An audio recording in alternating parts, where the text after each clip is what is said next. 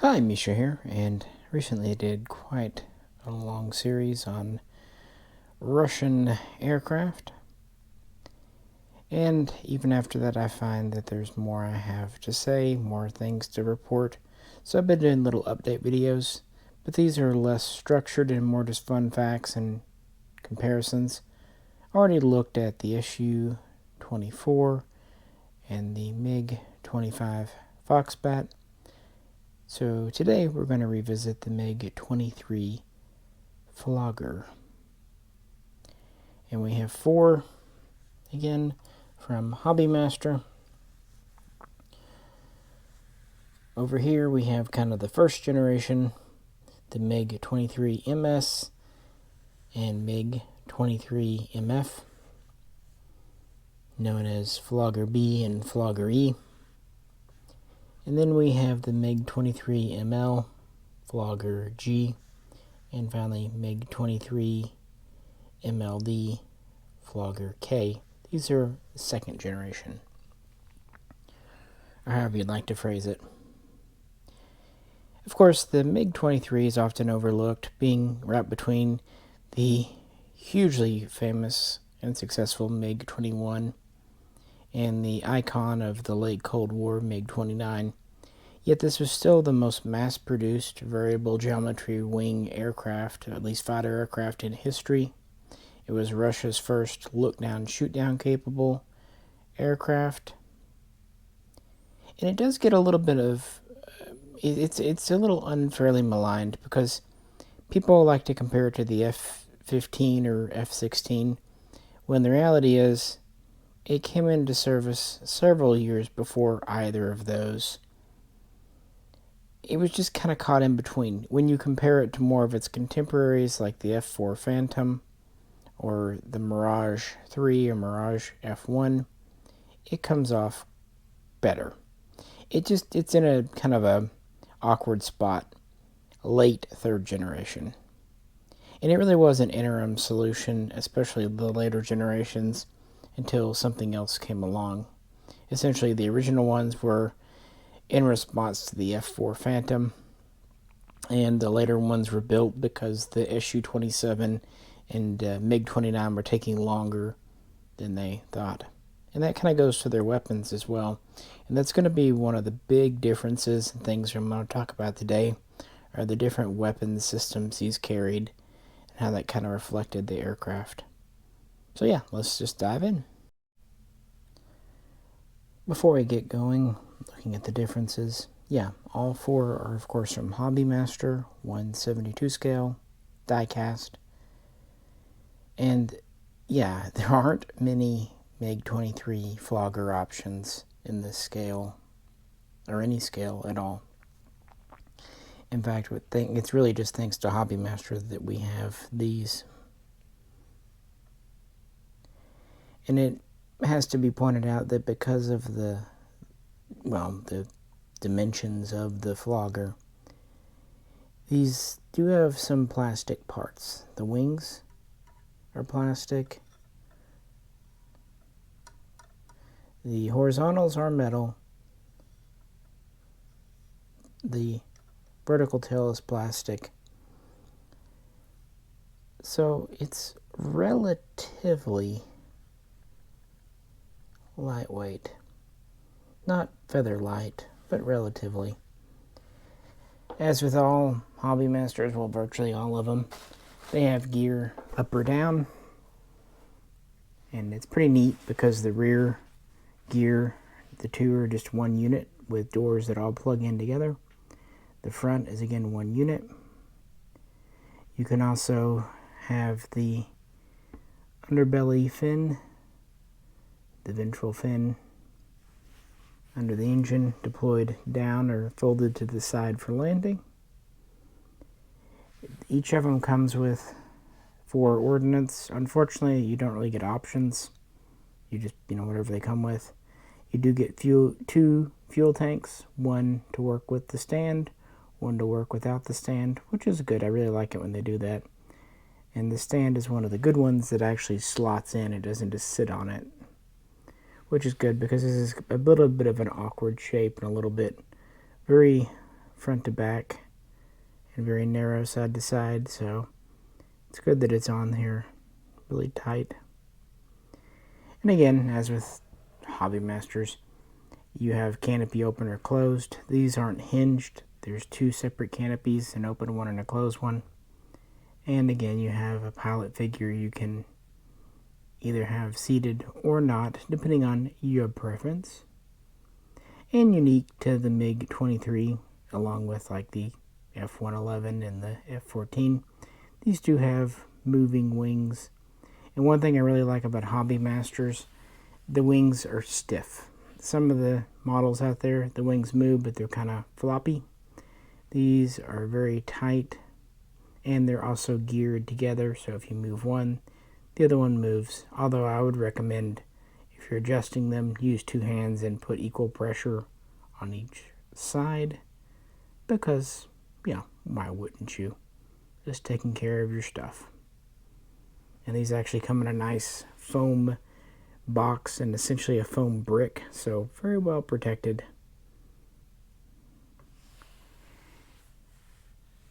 As you see them. So with that, let's talk about the differences, beginning with listen. Let's begin with one you haven't seen before. This is the MiG-23MF, as it served with Czechoslovakia and early days of the Czech Republic. And this model is specifically from the very early 90s. And the 23MF was the Warsaw Pact export variant of the 23M. Now, when the first variant, the Flogger A, came out, the 23S, it actually used the older radar systems and weapon systems for the MiG-21 because they were really getting the design worked out still. But when they went to the 23M for the Soviet Air Force, and later the 23P for the Air Self-Defense Forces, the PVO, they had the first of the Sapphire look-down, shoot-down capable radar, and they introduced a new generation of missile. Under each wing, it carried one R-23. There could be the R-23R or R-23T here. And these were analogous to the AIM-7 Sparrow. In fact, it's because they had a Sparrow to copy that they came to be. And then up here we have the short range R60. This was analogous to an AIM-9L Sidewinder. When the 23M was introduced in 72, it carried two of these R60s, but in 74, this double carriage rack was introduced. So we have 2 medium range and 4 short range missiles available, along with the look down shoot down radar. We're also using an R-29 Soyuz engine.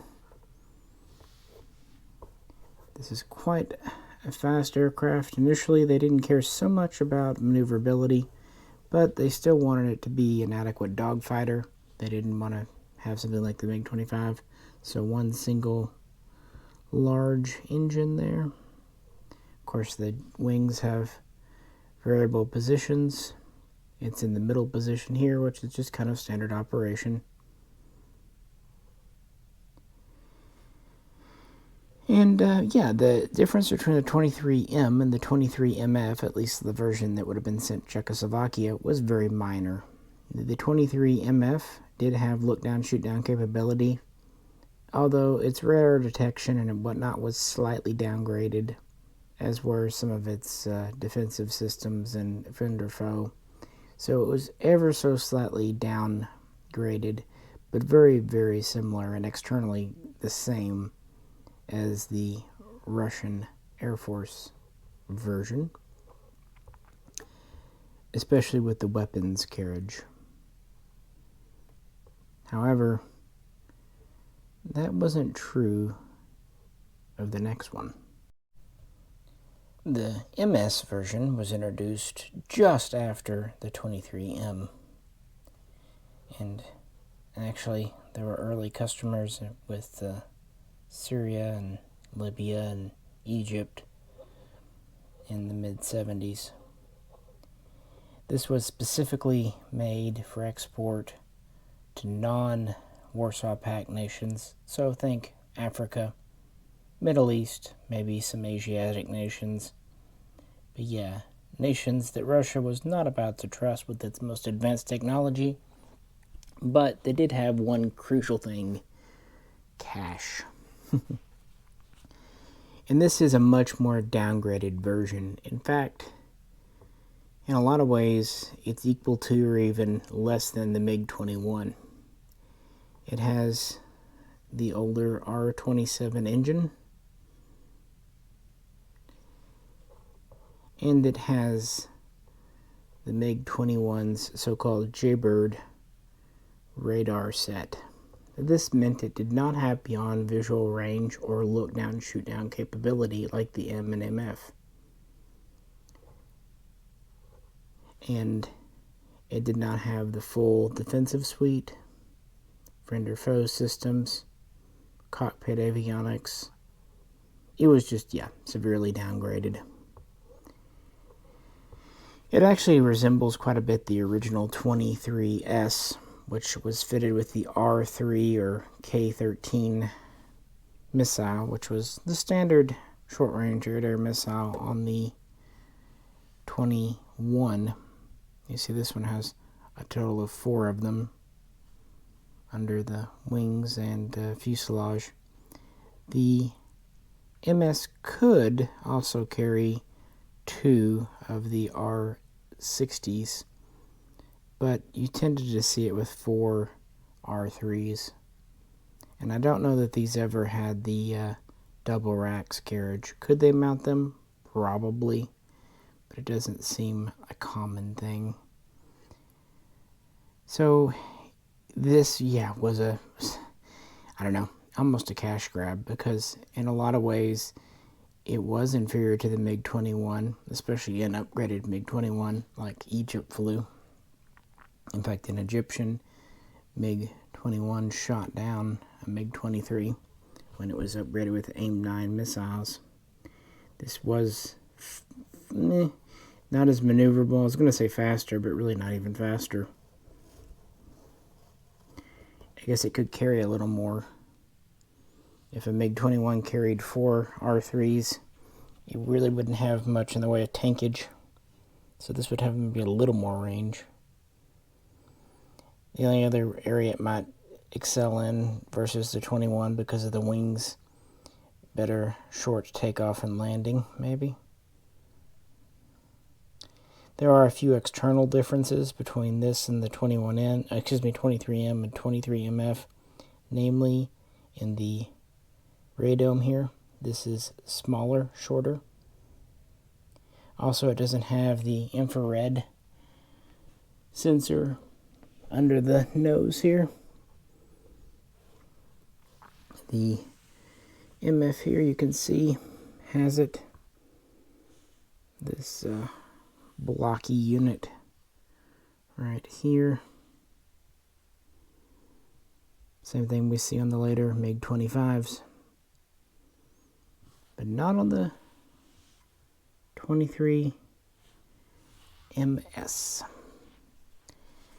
Despite its obvious shortcomings, and despite how the Middle Eastern nations that ended up buying it weren't especially happy, they would buy quite a few. This one's from Libya. They would actually acquire a total of 170. But already by 1977, 1978, the 23MS was taken out of production in Russia and substituted for the 23MF. At least it was named the 23MF. The truth is, what they exported in the late 70s was kind of in between the two. It was certainly a step up from the MS here, but it wasn't quite the full package MF like Russia was delivering to Hungary, Poland, Czechoslovakia, East Germany, so on. So it was kind of an in-betweener, but it was better than this MS. There would be some air victories for this aircraft, but frankly, not a whole lot. These did have ground attack capabilities as well, at least to a limited extent. They could carry iron bombs from 100 to 500 kilograms, and really about it. They could carry rocket pods. Early versions like these really only had a practical carry weight of about 2,000 kilograms in stores, and they had, some sources say 6 hardpoints, but it really seems like it's 5. 1 center line, 2 fuselage under the wing gloves, and under the intakes, and then 2 more under the wing gloves.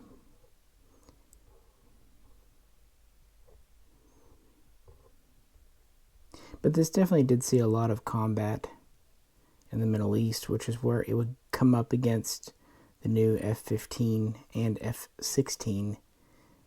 Keeping in mind, yeah, this was created to kind of go against the F-4, the Mirage, whatever Britain was flying at the time. And it was a lot cheaper than the F-15 and even the F-16.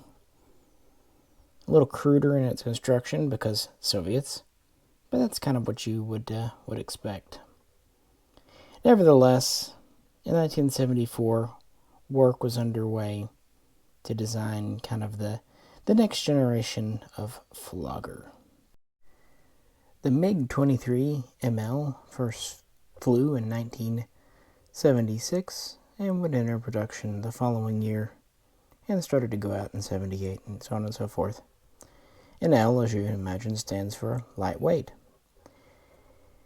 This was designed to compete with newer aircraft as much as possible, giving some maneuverability and newer weapons compatibility. They kind of changed up the airframe quite a bit. They were able to take well over 1,000 kilograms off, actually about 1,300. And they did remove one of the fuel tanks, and they did reinforce the landing gear, and they reworked the gearbox for the wings, which was always kind of a weak point of the design, to try to improve it. And they did increase the weapons carriage. They could now carry gun pods under the wings for ground attack. Now, of course, there was the MiG-27, which had been around as a true fighter-bomber version. This was still meant to be, in fact, more than ever, this was meant to be a dogfighter.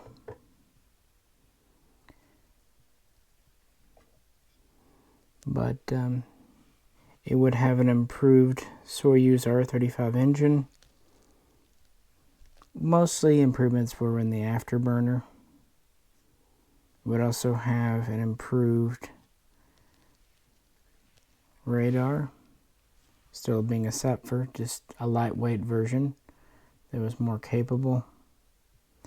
They reworked the infrared system box under here, improving it. They gave it a new heads-up display system, at least partially. And this one here still has the same weapons. I don't know why this model only came with the single R60s instead of the double racks, but that's what it did. And they could fly with either one, 2 or 4. Now, after the ML was introduced, there would be the MiG-23MLA. And the MLA had a further update to the radar, but more importantly, it had an update to the missiles. They went from the R-23 to the R-24. Now, originally, in the late 70s, they were considering putting the new R-27, which would come into use with the Su-27 and MiG-29, but the missiles were not ready yet. So instead, they did what they could to upgrade and improve the R-23, giving us the new R-24 missile. Has a little bit heavier overall weight, larger warhead, a little bit better detection range, and eventually it could lock onto a target after being launched, at least some versions of it. So it was an improvement. Still probably not as good as the latest Sparrows, but not bad. And this, of course, would carry over. Main 23ML production would last up until about 1981. And these would be very popular in the PVO, maybe even more so than the Russian VVS. They just seem to appreciate its attributes more. But by this time, it was earning a perfectly good reputation. In fact, Russian pilots considered it superior to the F-4 and the Mirage. They considered it an equal to the F-16, at least the original A models. But everyone acknowledged that the F-15 would completely own it. So, yeah. But it had some very good attributes, including acceleration and climb. And it was simple, efficient, very Russian in that. But of course, the story doesn't quite end with the Flogger G here. The MiG-23MLD Flogger K. This was considered the ultimate fighter version. And it's just a further take on the ML. They continued to improve maneuverability, chaff and flare, other self-defenses, the friend-or-foe systems, the cockpit displays. Again, just kind of continuing what they started, further refinements to the airframe. Of course, it carried on using the new R-24 medium-range missile. And, most importantly, the MLD was the first capable of being able to use the new R-73 missile, carried famously by the MiG-29 and Su-27, still very much in use today. This is quite a good little short-range air defense missile. Typically the load would be the two R-24s and either two R-73s or still 4 R-60s. And of course they would replace the mounts under the fuselage there. And also because of improvements to the strength of the airframe, the landing gear, the engine, the wing box. Now these can carry up to 4,000 kilograms in stores. And yeah, are just actually very capable aircraft. In fact, they would even have compatibility with helmet-mounted targeting and tracking systems. They would continue to be able to mount air-to-surface stores. And while the VVS would not actually buy new production MLDs, they would have about 560 older aircraft updated to the new standard. And production would end in December of 1984, although some export orders were still being filled through 1985.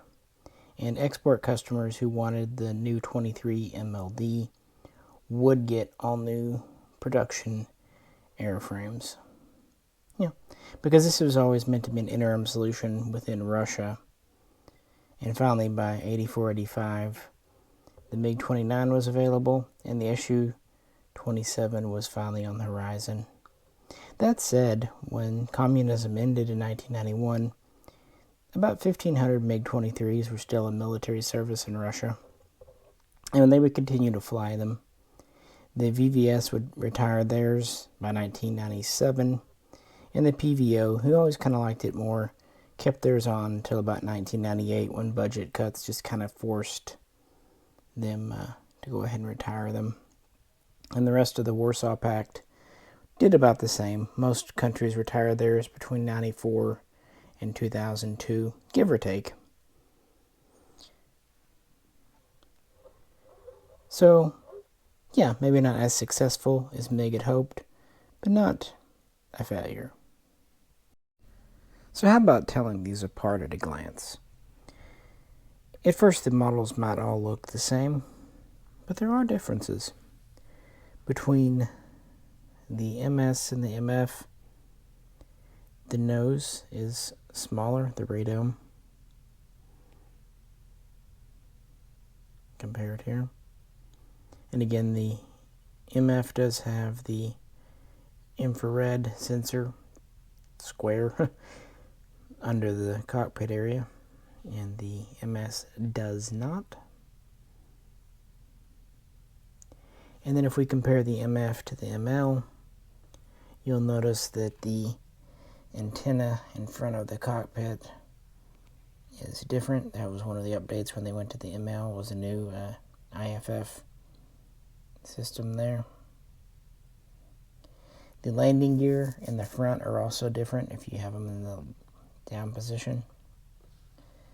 And as far as the fuselage, a big way to tell the MF from the ML, there's a pretty substantial spine from the tail to the antenna. That is mostly gone on the ML here. So it's smoother there. Just one of the weight savings measures and whatnot changes they did here. And there are some other small differences and bumps and blisters besides, but kind of gives you the basics. And then you go to the MLD, and you now have these chaff and flare dispensers here, these strakes, and the nose is again quite similar. I should point out that the infrared box does ever so slightly change in shape here with the newer versions too.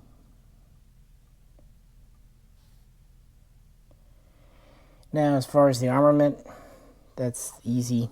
Of course, the MS comes with the R3 or K-13 missiles, 4 of them. The ML comes with the double rack R60s for a total of 4 missiles, and then the older R23s. Excuse me, I said that wrong. The MF does, sorry. And then the ML, you get the single rack R60. I don't know, we can say it's for a long range thing, you know, just saving some weight, so if you don't need them, why carry them? And I'm not sure if these are the R24s or the older R23s. The missiles are very similar. Now, I will confess, with the MLD, I made a change. This came with the double racks, and it was funny because it had 2 R60s loose in the bag, and you could glue them on if you wanted 2 or 4. But I decided to go a different route and put on 2 R73s, which are appropriate for a Russian MLD. And I had literally 2 spare left from a MiG-29 Hobbymaster. And so I thought, yeah, what better to fit on here? And would you believe it? They basically fit and plugged in. All I had to do was ever so slightly sand down the front peg, and they actually plugged in as neatly as the R60 racks. I just thought I'd give it a different look with the more modern short-range missile. And kind of gives it that more distinction. So yeah, that's kind of the progression as far as missiles. And that was from the beginning. The R-23 was made for the MiG-23. Then the R-24 was used since the R-27 wasn't available. The R-60 existed before it, but it was one of the early planes to use it. And the R-73 would replace it with the last generation of Floggers. These were tested finally with the R-27 and even the newer R-77, but that was just testing. In fact, MiG had a program called the MiG-2398, which would have updated customers' aircraft to use more modern munitions, but there were no buyers. People seemed more willing to upgrade their MiG-21s, or MiG-29s for that matter, than the MiG-23s. So, again, they kind of suffered from being a late third generation. But they produced over 5,000 of these, so not exactly a small number.